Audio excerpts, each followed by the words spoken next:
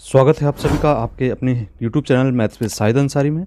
आइए आज हम लोग कक्षा 9वीं के गणित विषय के प्रश्न बैंक 2021-22 के लिए जारी की गई है उसके अध्याय 6 प्रश्नों को सरल करेंगे जो कि परीक्षा की दृष्टि से बहुत ही महत्वपूर्ण है।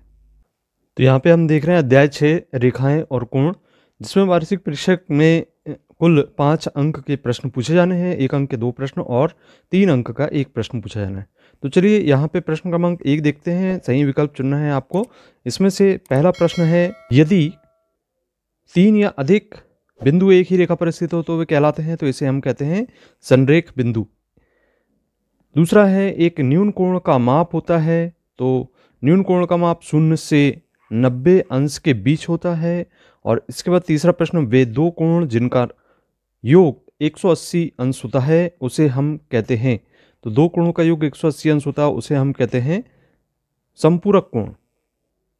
इसके बाद अगला प्रश्न है चौथे नंबर का, जैसा कि हम देख रहे हैं स्क्रीन पे, यदि किसी त्रिभुज के सभी कोणों का योग होता है तो त्रिभुज के अंतर्गत सभी कोणों का जो योगफल है वह होता है 180 अंश, तो इसे हम लिखेंगे सा 180 अंश। पांचवा प्रश्न, किसी समकोण त्रिभुज का एक कोण 50 अंश हो तो शेष कोणों की माप होती है, तो इसका सही आंसर होगा 90 अंश और 40 अंश। अब इसके बाद हम प्रश्न क्रमांक 2 देख रहे हैं, जिसमें हमें सत्य एवं असत्य कथन लिखना है। तो यहाँ पर पहला प्रश्न है, वे रेखाएं जो एक ही रेखा के समांतर होती हैं परस्पर समांतर होती हैं, तो यह कथन बिल्कुल सत्य है। दूसरा, यदि दो रेखाएं परस्पर प्रतिच्छेद करें तो शीर्षाभिमुख कोण बराबर होते हैं, तो यह कथन भी सत्य होगा। तीसरा, यदि किसी त्रिभुज की एक भुजा को बढ़ाया जाए तो इस प्रकार बना बहिष्कोण अपने दोनों अंतर अभिमुख कोणों के योग के से अधिक होता है, तो यह कथन असत्य है। प्रश्न क्रमांक 3, जैसा कि हम देख रहे हैं रिक्त स्थानों की पूर्ति करना है, तो इसमें पहला प्रश्न है, वह कोण जो 180 अंश से अधिक परंतु 360 अंश से कम होता है एक कहलाता है, तो इसे हम कहते हैं प्रतिवर्ती कोण। दूसरा है, जब दो किरणें एक ही अंत बिंदु से आरंभ होती हैं तो एक खालिस्तान बनता है, तो इसे कहते हैं हम कोण। तीसरा, एक रेखा का वह भाग जिसके दो अंत बिंदु हों तो उसे हम कहते हैं रेखाखंड। चौथा, रेखा का वह भाग जिसका एक अंत बिंदु होता है वह कहलाती है किरण। तो इस प्रकार से ये थे रिक्त स्थान। अब चलिए इसके बाद हम देख रहे हैं एक शब्द अथवा वाक्य में उत्तर देने वाले प्रश्न, जिसमें पहला प्रश्न हम देख रहे हैं, एक ऋजु कोण की माप होती है तो वह होती है 180 अंश के बराबर। दूसरा, अधिक कोण की माप की परास क्या होती है, तो इसे हम कहेंगे 90 अंश से 180 अंश के बीच। और तीसरा, एक समकोण की माप क्या होती है, तो इसका मान होता है 90 अंश के बराबर। अब आइए पांचवा प्रश्न हम सरल करते हैं। दी गई आकृति में पी क्यू आर की भुजाओं क्यू पी और आर क्यू को क्रमशः बिंदुओं एस तथा टी तक बढ़ाया जाए। यदि कोण एस पी आर बराबर 135 अंश तथा कोण पी क्यू टी 110 अंश हो तो कोण पी आर क्यू ज्ञात कीजिए। तो इस प्रकार से जैसा कि हम देख रहे हैं यहाँ पे चित्र में, यहाँ पे कोणों की माप दी गई है और हमें कोण पी आर क्यू अर्थात इस कोण की माप हमें ज्ञात करना है। तो जैसा कि हम देख रहे हैं चित्र में जैसा दिया गया था कि कोण पी क्यू आर और कोण एस पी आर बराबर यहाँ पे 180 अंश के होगा, और फिर कोण एस पी आर का यदि मान रखते हैं तो 135 अंश के बराबर। पक्षांतर करेंगे तो यहाँ पे कोण क्यू पी आर का मान 45 अंश हमें प्राप्त हो जाता है। अब चूंकि वह कोण के प्रमेय के अनुसार यहाँ पे हम देख रहे हैं कि कोण टी क्यू आर बराबर कोण क्यू पी आर धन कोण पी आर क्यू, तब इस स्थिति में यहाँ पे यदि हम कोण टी क्यू आर का मान और क्यू पी आर का मान रखते हैं तो पी आर क्यू का मान हमें ज्ञात हो जाता है। तो इस तरीके से हम देखते हैं कि ये कोण पी आर क्यू का मान 65 अंश हमें प्राप्त हो जाता है। अब चलिए प्रश्न क्रमांक 6 देखते हैं। सिद्ध कीजिए कि दो रेखाएं जो एक ही रेखा के समांतर हों परस्पर समांतर होती हैं। तो ये सिद्ध करना है हमें। यहाँ पे हमारी जो पाठ्य पुस्तक है उसमें दिया गया है कि एक ही रेखा के समांतर यदि रेखाएं खींची जाती है तो किस प्रकार से इसे सरल किया जाता है। तो यहाँ पे हम इसे ऐसा लिख सकते हैं कि यदि दो रेखाएं एक ही रेखा के समांतर हों तो वे परस्पर समांतर होंगी। इसकी जांच करने के लिए हम यहाँ पे लिख देते हैं कि यहाँ पे जो रेखा है M और L ये दोनों एक दूसरे के समानांतर हैं और इसी प्रकार से N रेखा भी इस L रेखा के समानांतर होगी। और यहाँ पे एक तिर्यक रेखा यदि हम खींच देते हैं जिसको हम T के रूप में दर्शाते हैं, तो यहाँ से हम कह पाते हैं कि कोण 1 और 2 ये दोनों आपस में बराबर हैं और कोण 1 और 3 ये भी आपस में बराबर हैं, क्योंकि ये संगत कोण हैं। इसलिए हम देखेंगे कि जब दोनों एक कोण 2 और 3 के बराबर है तो 2 और 3 कोण भी ये आपस में बराबर होंगे। और हम इससे कह सकते हैं कि जब ये रेखा L और M आपस में समांतर है तो M रेखा N रेखा के समानांतर होगी। तो इस तरीके से इसका परिणाम आप देख सकते हैं यहाँ पे इस प्रमेय के रूप में, जैसा यहाँ पे नीचे लिखा गया है कि वे रेखाएं जो एक ही रेखा के समांतर हों परस्पर समांतर होती हैं। तो इस प्रकार से हम इसे सिद्ध कर सकते हैं।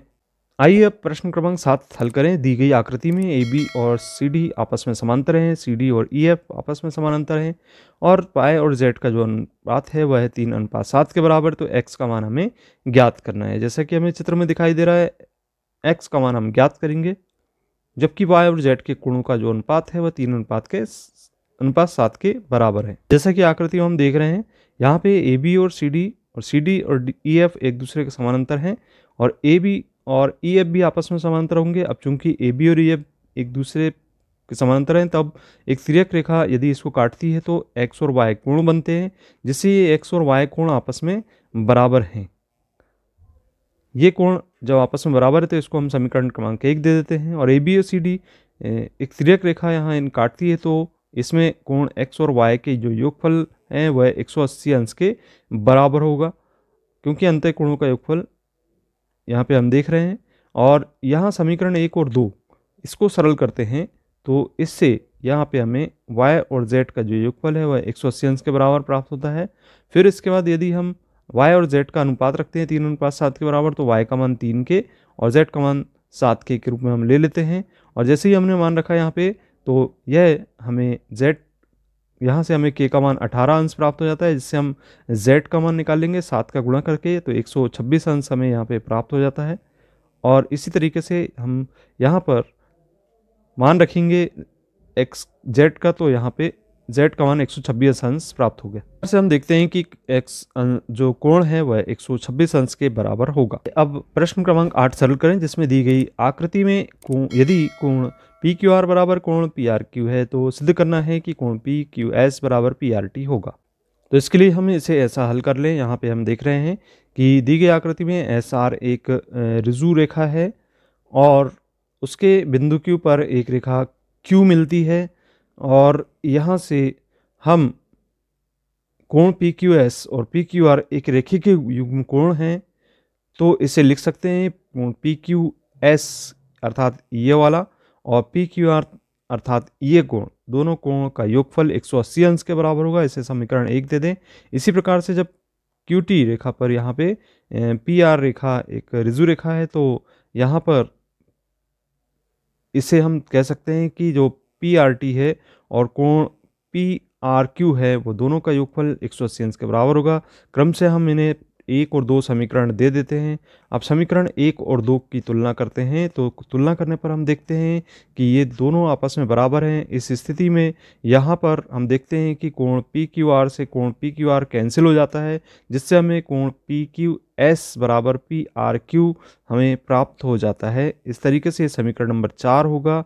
और यहाँ से हम समीकरण 3 और 4 को जब घटाते हैं तो देखते हैं कि यहाँ पर PQS बराबर PRT के बराबर प्राप्त हो जाता है। तो इस प्रकार से ये हमें सिद्ध हो जाता है कि कोण PQS बराबर है कोण PRT के। ये प्रश्न क्रमांक 9 देखें, जिसमें दी गई आकृति में X और Y के मान ज्ञात करना है, जिसमें फिर करना है और फिर दर्शाना है कि AB और CD समानांतर हैं। तो ये प्रश्न काफ़ी पूछा जा चुका है, 2020-19 में परीक्षा में आ चुके हैं। बहुत ही महत्वपूर्ण प्रश्न है, जिसमें हमें कोण X का मान हमें ज्ञात करना और Y का मान ज्ञात करना, जिसमें यहाँ पे कोण एक तरफ दिया गया है 50 अंश और एक तरफ कोण 130 अंश दिया गया है। हम इसे कह सकते हैं कि एक ऋजु रेखा AB एक तिर्यक रेखा तिरछी रेखा जो 50 अंश के कोण पर झुकी है वह 50 अंश का कोण बनाती है, और कोण X एक रेखिक युग्म बनाते हैं। तो ये जो रेखिक युग्म यहाँ पे आपको दिखाई दे रहा है, ये हम कुछ इस तरीके से देख लें इसको। ये जो रैखिक युग्म यहाँ पे दिखाई दे रहा है, तो इसका योगफल जो है 180 अंश के बराबर होगा। तो इसे हम लिख सकते हैं 50 धन x बराबर 180, और इससे हम x का मान निकाल लेते हैं। तो यहाँ से x का मान निकालने पर हमें 130 अंश प्राप्त हो जाता है। और इसी तरीके से यदि यहाँ पर देखें तो ये दोनों कोण एक दूसरे के विपरीत दिशा में बने, तो इसको हम कहते हैं शीर्षाभिमुख कोण। और शीर्षाभिमुख कोण है तो इसे हम कह सकते हैं कि जो ये कोण x है वह y के बराबर होगा। और इस जैसे कि हमने x का मान याद किए हैं 130 अंश, इसी तरीके से y कोण का मान भी 130 अंश के बराबर होगा।